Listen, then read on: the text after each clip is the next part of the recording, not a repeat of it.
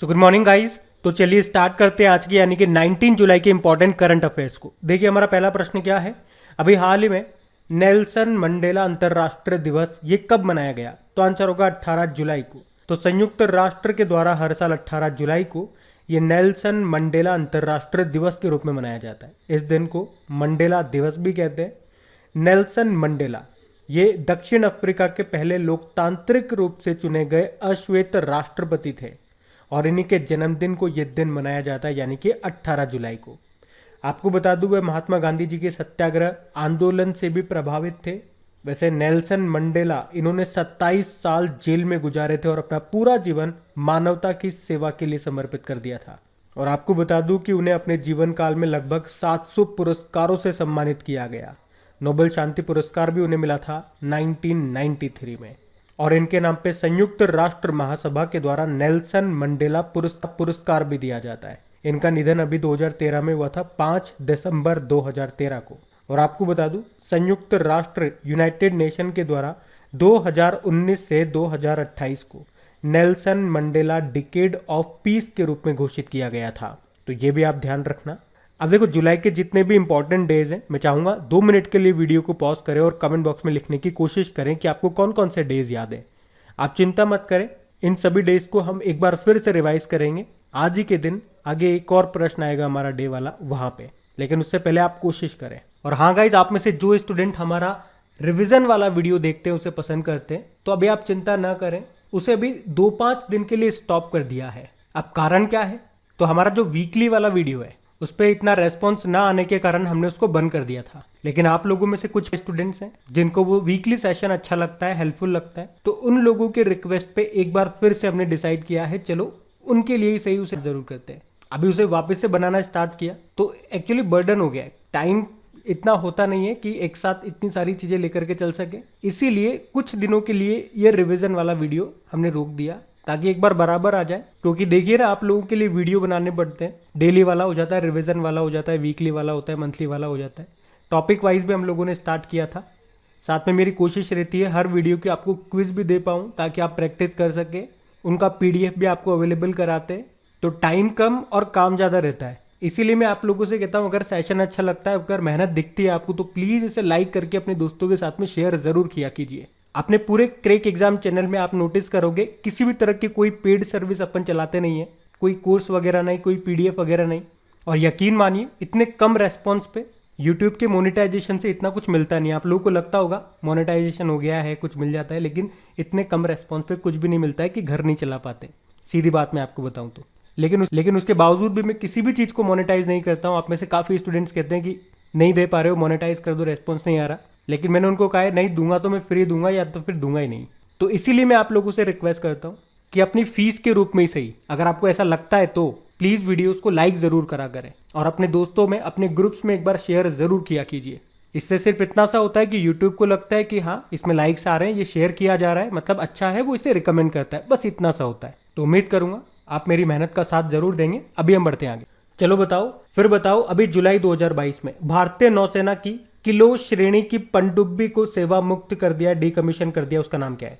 INS Sindhu ध्वज। तो भारतीय नौसेना की किलो श्रेणी की पनडुब्बी थी ये INS सिंधु ध्वज, जिसे 35 साल की सेवा के बाद अभी 16 जुलाई 2022 को डीकमीशन यानी कि सेवा मुक्त कर दिया।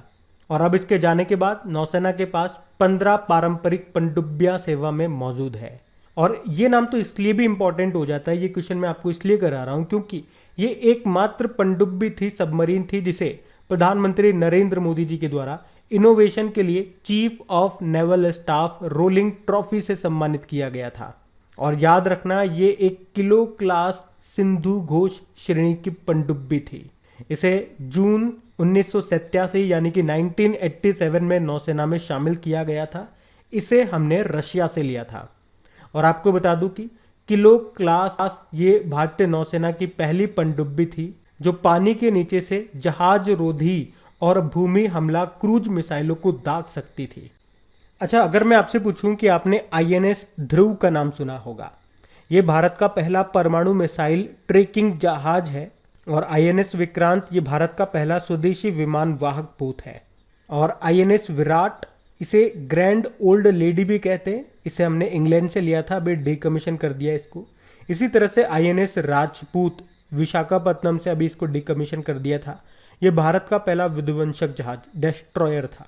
अच्छा, वैसे हमारे नेवल चीफ कौन है? आर हरि कुमार है और नौसेना दिवस 4 दिसंबर को मनाते हैं। एयर चीफ मार्शल कौन है? विवेक राम चौधरी हैं और एयरफोर्स डे 8 अक्टूबर को मनाते हैं। अभी नए थल सेना प्रमुख आर्मी चीफ बने थे, कौन? मनोज पांडे 29 नंबर के। और आर्मी डे 15 जनवरी को मनाते हैं। ध्यान रखना, ये सब पढ़ते आगे। चलो बताओ, अभी हाल ही में किसने अंतरराष्ट्रीय हॉकी महासंघ के पद से इस्तीफा दे दिया? तो आंसर होगा नरेंद्र बत्रा। अगर आप डेली हमारा करंट अफेयर्स का लेक्चर पढ़ते होंगे तो आपको याद आएगा, अभी कुछ महीने पहले, शायद मई का महीना था, हमने पढ़ा था इन्होंने इंडियन ओलंपिक एसोसिएशन के पद से इस्तीफा दिया था। और अभी उन्होंने अंतरराष्ट्रीय हॉकी महासंघ के अध्यक्ष के पद से और अंतरराष्ट्रीय ओलंपिक समिति के सदस्य के पद से इस्तीफा दे दिया है। क्या नाम है? नरेंद्र बत्रा। और रबाब फातिमा का नाम सुना है आपने? बांग्लादेश के यूनाइटेड नेशन में परमानेंट रिप्रेजेंटेटिव हैं ये, जो अभी under secretary general of United nation बनी है। और यूनाइटेड नेशन में भारत की नई स्थायी प्रतिनिधि परमानेंट रिप्रेजेंटेटिव कौन बनी है? टीएस तिरुमूर्ति की जगह बताओ, रुचिरा कंबोज। और अभी प्रसार भारती के नए सीईओ बने हैं मयंक कुमार अग्रवाल, मतलब इनके पास एडिशनल चार्ज आ गया। वैसे तो ये दूरदर्शन के महानिदेशक हैं। तो ये सारे नाम याद रखना इंपॉर्टेंट है। बढ़ते आगे। अच्छा बताइए, अभी हाल ही में पश्चिम बंगाल के कार्यवाहक राज्यपाल के रूप में किसने शपथ ली? तो आंसर होगा ला गणेशन। अब आपसे तो पहला प्रश्न यही पूछूंगा कि ये ला गणेशन किस राज्य के राज्यपाल हैं? तो आंसर होगा मणिपुर के। एक्चुअली में अभी उपराष्ट्रपति चुनाव में एनडीए के उम्मीदवार जगदीप धनखड़ ने पश्चिम बंगाल के राज्यपाल के पद से इस्तीफा दे दिया। और अब मणिपुर के जो राज्यपाल है ला गणेशन, उनको पश्चिम बंगाल के राज्यपाल का अतिरिक्त प्रभार एडिशनल चार्ज दिया गया है। तो इनका नाम याद रखना आप। बाकी अभी दिल्ली के नए उपराज्यपाल कौन बने? विनय कुमार सक्सेना। आप जानते हो नीति आयोग के नए सीईओ कौन बने? परमेश्वरन अय्यर। अभी तक सीईओ कौन थे? अमिताभ कांत थे। और आप जानते हो ना अमिताभ कांत अभी ये क्या बन गए हैं? हमारे G20 के लिए शेरपा बन गए हैं। और वैसे नीति आयोग के नए उपाध्यक्ष कौन बन गए? डॉक्टर सुमन के बेरी। अभी भारतीय प्रेस परिषद के अध्यक्ष कौन बनी? रंजना प्रकाश देसाई बनी है। अच्छा, वैसे तो बात पश्चिम बंगाल की है तो मुझे आपको पश्चिम बंगाल के बारे में बताना चाहिए, और मैं कई बार आपको बता भी चुका हूं। आज मैं कुछ इंपॉर्टेंट अपॉइंटमेंट्स आपको बता रहा हूं, वो आप ध्यान से सुनना। अभी जून के महीने में ही ये सारे अपॉइंटमेंट हुए हैं, तो ध्यान से सुनना। अभी तेलंगाना हाईकोर्ट के नए चीफ जस्टिस कौन बने? उज्ज्वल भुइया। उत्तराखंड हाईकोर्ट के नए चीफ जस्टिस कौन बने? विपिन सांघी। हिमाचल प्रदेश हाईकोर्ट के नए चीफ जस्टिस कौन बने? अमजद अहतेशम सईद। गुवाहाटी हाईकोर्ट के नए चीफ जस्टिस कौन बने? रश्मीन एम छाया। राजस्थान हाईकोर्ट के नए चीफ जस्टिस कौन बने? शिंदे संभाजी शिवाजी। दिल्ली हाईकोर्ट के नए चीफ जस्टिस कौन बने? सतीश चंद्र शर्मा बने। तो ये कुछ 5-7 नाम मैंने आपको बताए हैं, ये बिल्कुल नई नियुक्तियां हैं, इनको याद रखना। बढ़ते आगे। चलो बताओ, अभी हाल ही में अंतर्राष्ट्रीय न्याय दिवस ये कब मनाया गया? तो आंसर होगा 17 जुलाई को। तो 17 जुलाई को दुनिया भर में विश्व अंतर्राष्ट्रीय न्याय दिवस के रूप में मनाया जाता है। ये दिन हर साल उन लोगों को समर्थन देने और बढ़ावा देने के लिए मनाया जाता है जो पीड़ितों के अधिकारों के लिए और अन्याय के खिलाफ अपना समर्थन देते हैं। इस बार की थीम क्या है? Achieving social justice through formal employment. अब एक मोस्ट इंपॉर्टेंट प्रश्न मैं आपसे पूछने वाला हूं, जस्टिस से रिलेटेड ही है वो प्रश्न। अभी हमने इस डे को पहली बार मनाया है। डे क्या है? इंटरनेशनल डे ऑफ वुमेन जजेस, अंतर्राष्ट्रीय महिला न्यायाधीश दिवस। बता सकते हो कब मनाया था? 10 मार्च को मनाया था। यह आपको याद होना चाहिए। अब चलो जुलाई के सारे इंपॉर्टेंट डेज को हम रिवाइज करते हैं। देखो, 1 जुलाई को 3 डे मनाए थे, national doctor day, GST day और चार्टर्ड अकाउंट्स डे। 2 जुलाई को भी 3 डे मनाए, अंतर्राष्ट्रीय सहकारिता दिवस, वर्ल्ड यूएफओ डे और वर्ल्ड स्पोर्ट्स जर्नलिस्ट डे, विश्व खेल पत्रकार दिवस। 3 जुलाई को international plastic bag free day मनाया। 6 जुलाई को वर्ल्ड जूनोसिस डे मनाया। अभी 7 जुलाई को पहली बार किस्वाहिली भाषा दिवस मनाया। 10 जुलाई को राष्ट्रीय मछली किसान दिवस, नेशनल फिश फार्मर्स डे मनाया। 11 जुलाई को वर्ल्ड पॉपुलेशन डे मनाया, 12 जुलाई को विश्व मलाला दिवस मनाया था और 12 जुलाई को अभी विश्व पेपर बैग डे भी मनाया था। तो जुलाई के ये इंपॉर्टेंट डेज आप ध्यान रखना। बढ़ते आगे। चलो बताओ, अभी जुलाई 2022 में कौन सा राज्य अपनी इंटरनेट सेवा रखने वाला भारत का पहला और एकमात्र राज्य बन गया? तो आंसर होगा केरल। तो अभी केरल के जो मुख्यमंत्री हैं पिनाराई विजयन, उन्होंने घोषणा की है कि केरल अब देश का पहला और एकमात्र राज्य है जिसके पास अपनी इंटरनेट सेवा है। इसकी घोषणा तब की गई जब Kerala fibre optic network limited को दूरसंचार विभाग से इंटरनेट सेवा प्रदाता लाइसेंस प्राप्त हुआ, जिसका उद्देश्य है राज्य में सभी को इंटरनेट तक पहुंच प्रदान करना। तो ये आप ध्यान रखेंगे। अच्छा, एक प्रश्न मुझे याद आ रहा है कि भारत के पहले radio over internet protocol system का उद्घाटन कहां पे किया गया था? तो आंसर होगा कोलकाता के श्यामा प्रसाद मुखर्जी पोर्ट पर। और अभी माइक्रोसॉफ्ट ने, आपको याद होगा, इंटरनेट एक्सप्लोरर को रिटायर्ड भी कर दिया है। अब बात यहाँ पे केरल की है, तो ये रहा मैप में केरल। देखो, केरल की कैपिटल तिरुवनंतपुरम है। आपको पता है विक्रम साराभाई स्पेस स्टेशन तिरुवनंतपुरम में है। भारत का पहला स्पेस टेक पार्क ये तिरुवनंतपुरम में है। और अभी पहले केरल ओलंपिक गेम्स तिरुवनंतपुरम में हुए थे, जिसका शुभंकर मैस्कॉट है नीरज नाम का खरगोश। अच्छा बताओ, अभी किस राज्य ने देश की पहली ऑन्कोलॉजी प्रयोगशाला का उद्घाटन किया? तो केरल ने। अभी 75वीं संतोष ट्रॉफी का संबंध किस खेल से है? फुटबॉल से। इसको जीता है केरल ने पश्चिम बंगाल को हरा करके। अभी भारत का पहला मेडिकल डिवाइस पार्क स्थापित किया गया केरल में। और कार्बन न्यूट्रल खेती के तरीकों को शुरू करने वाला भारत का पहला राज्य भी कौन सा है? केरल। अच्छा, एक रिपोर्ट आई थी, उसमें बताया था मातृ मृत्यु अनुपात, मैटरनल मॉर्टेलिटी रेशो, ये सबसे कम किस राज्य का है? केरल का है। अभी एशिया का सबसे बड़ा वैज्ञानिक वर्ल्ड एटलस ये केरल ने लॉन्च किया। और याद रखना, किस राज्य में पहली विश्व बधिर T20 क्रिकेट चैंपियनशिप होगी 2023 में? तो आंसर होगा केरल में, केरल के तिरुवनंतपुरम में। तो ये सब याद रखना। बढ़ते आगे। चलो बताओ, अभी जुलाई 2022 में यात्रियों को उनके अधिकारों को जानने में मदद करने के लिए किस देश ने एविएशन पैसेंजर चार्टर को लॉन्च किया? तो आंसर होगा यूके। तो ब्रिटिश सरकार ने एक एविएशन पैसेंजर चार्टर लॉन्च किया है ताकि यात्रियों को हवाई अड्डों पर समस्याओं का सामना करने पर उनके अधिकारों को जानने में मदद मिल सके। ये नया चार्टर यात्रियों को ये जानने में मदद करेगा कि रद्दीकरण, यानी कि कोई फ्लाइट रद्द हो जाती है या देर हो जाती है या उनका सामान गुम हो जाता है, तो इस स्थिति में उन्हें क्या करना चाहिए। अच्छा, मुझे बताओ, अभी यूके संसद ने आयुर्वेद रत्न पुरस्कार से किसे सम्मानित किया था? तो आंसर होगा तनुजा नेसारी को। और अभी यूके सरकार के द्वारा किस भारतीय लेखक को कॉम्पेनियन ऑफ ऑनर के रूप में नामित किया गया था? तो आंसर होगा सलमान रुश्दी को। और अभी एनआरआई वर्ल्ड समिट 2022 यूके में शिरोमणि पुरस्कार से सम्मानित किया था मिशेल पूनावाला को। आप जानते हो 2022 में जो कॉमनवेल्थ गेम्स हैं ये कहाँ पे होंगे? इंग्लैंड के बर्मिंघम में। 2026 वाले कहाँ पे होंगे? ऑस्ट्रेलिया के विक्टोरिया में। और वैसे अभी ब्रिटेन के प्रधानमंत्री कौन है? बोरिस जॉनसन थे, इस्तीफा दे दिया इन्होंने। ध्यान रखना। बढ़ते आगे।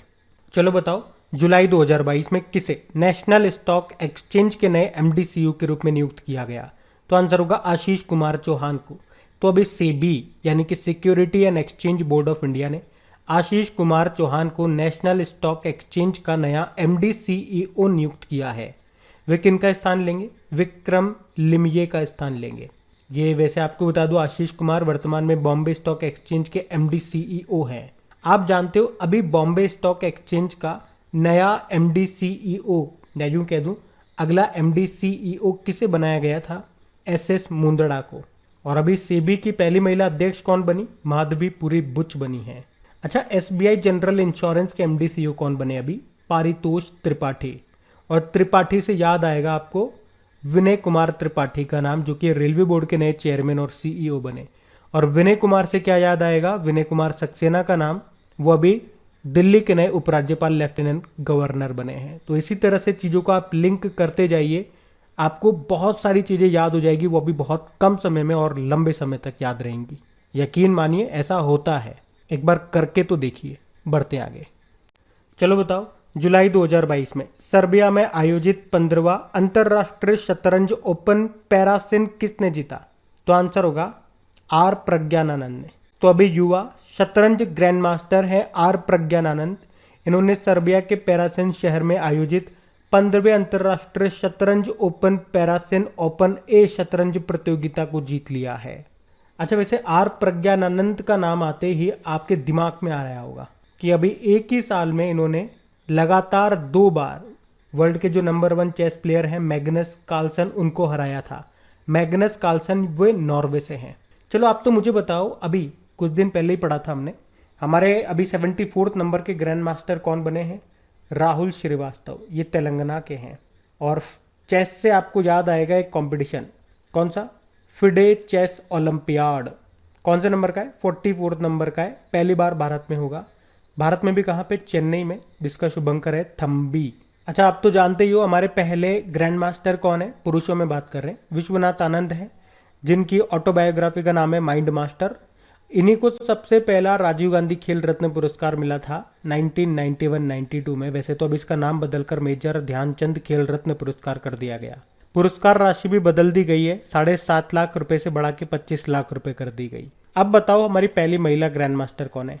एस विजयलक्ष्मी है। और इंटरनेशनल चेस डे कब मनाया जाता है? 20 जुलाई को। और चेस को रेगुलेट करने वाली बॉडी है फिडे, जिसका हेडक्वार्टर है लुज़ेन, स्विट्जरलैंड में। अच्छा बताओ, भारत में पहली बार चेस एकेडमी कहाँ पे खुलेगी? भुवनेश्वर में। और आपने चेस बोर्ड देखा होगा, यहाँ से भी एक प्रश्न बनता है एग्जाम में कि टोटल नंबर ऑफ स्क्वायर्स कितने होते हैं चेस बोर्ड में? तो आंसर याद रखना 204 होते हैं।